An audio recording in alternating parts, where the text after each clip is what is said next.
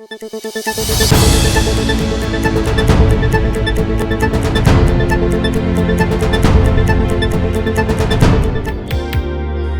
number 2, gubernatorial candidate kag anay Congressman Attorney John Orola suportado ni Presidente Rodrigo Duterte.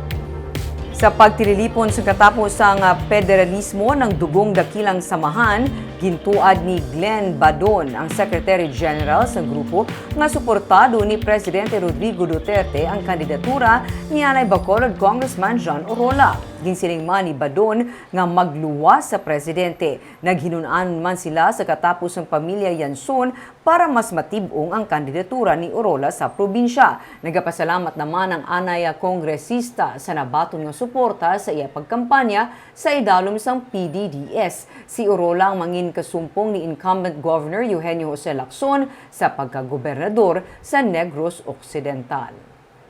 Ang nag-utos na gawin ang federalismo ng dugong dakilang samahan party is no less than the President himself. Kaya kung siya, si John Orola, ang gobernador ng PDDS, he has the green signal from President Rodrigo Roa Duterte.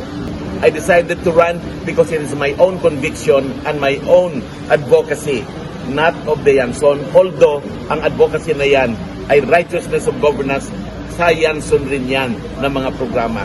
Kaya kung ano po, salamat po na marami sa trust and confidence ni Presidente sa akin.